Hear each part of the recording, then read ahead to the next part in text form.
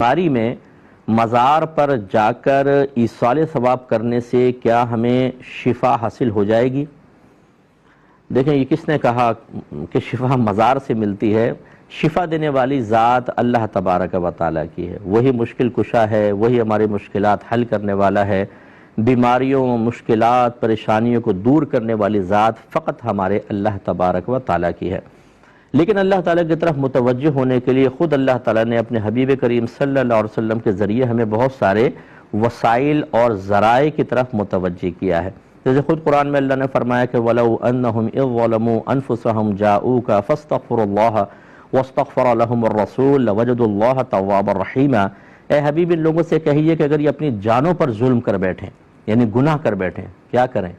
2 رکعت نماز پڑھ کے توبہ کریں، یہ اس کی بھی تلقین ہے یہ۔ لیکن یہاں کیا فرمایا؟ جاؤکا، آپ کی بارگاہ میں حاضر ہو جائیں، پھر یہ اللہ تبارک و تعالیٰ سے طلب مغفرت کریں، اور یہ رسول بھی ان کے لیے دعائے بخشش و مغفرت کریں، تو یہ ضرور اللہ تعالیٰ کو بہت بخشنے والا مہربان پائیں گے۔ اب دیکھیے، اپنے حبیب کی بارگاہ میں اللہ نے آنے کا حکم کیوں دیا؟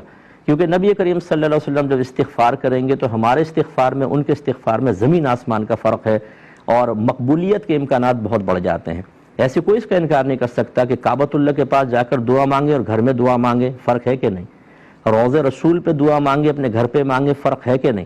اس کا مطلب ہے مقامات کی تبدیلی کی بنا پر دعاؤں کی مقبولیت کے امکانات بڑھ جاتے ہیں۔ اس کی روشنی میں اب جواب آپ کے لیے یہ ہے کہ یوں نہیں ہوگا کہ کوئی صاحب مزار آپ کو شفا دے دیں گے یا ایصال ثواب کرنا شفا دے گا۔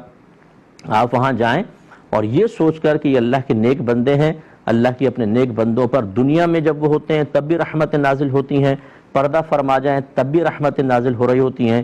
ان رحمتوں کے چھاؤں میں اپنے اللہ تبارک و تعالیٰ سے میں شفا مانگتا ہوں، اللہ تعالیٰ عطا فرما دے، یہ اس نیت کے ساتھ آپ جا سکتے ہیں۔ بلکہ مخاطب بھی کر سکتے ہیں، اگر آپ چاہیں تو ان بزرگ کو مخاطب کریں۔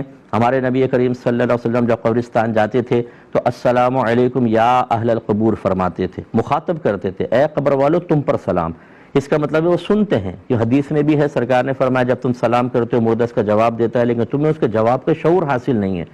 سلام بھی دعا ہے اور جواب بھی اس کی دعا ہے۔ اس کا مطلب ہے جو عام آدمی مردہ قبر میں ہے وہ بھی آپ کی آواز سنتا ہے اور آپ کو دعا دیتا ہے، تو صاحب مزار اگر اللہ کے واقعی نیک بندے ہیں تو آپ ان سے عرض کر سکتے ہیں اس طرح کہ حضور آپ اللہ کی بارگاہ میں میرے لیے دعا کر دیں کہ اللہ مجھے شفا عطا فرمائے۔ شفا صاحب مزار نہیں دے گا، شفا اللہ تبارک و تعالیٰ دے گا۔ یہ ہو سکتا ہے کہ اللہ تعالیٰ ان کی زبان میں وہ تاثیر عطا فرمائے کہ وہ دعا کریں فوراً ہو جائے، یا بعض اوقات ایسا ہوتا ہے کہ کچھ فضیلتیں ایسی اللہ کسی کو دے دیتا ہے کہ وہ باعث شفا بن جاتے ہیں۔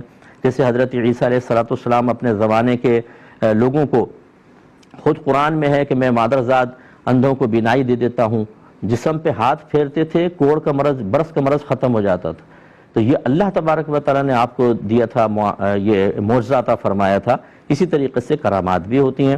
اس کے پیش نظر آپ بہرحال جا کے یہ دعا کریں کہ اللہ تعالیٰ مجھے شفا دے دے ان بزرگ کے وسیلے سے، یا ان سے بھی کہیں کہ دعا کر دیں، اللہ تعالیٰ کرم فرمائے گا۔ یہ صحیح طریقے ہیں اور یہ صحیح عقیدہ ہے جو میں نے آپ کی خدمت میں ذکر کیا ہے۔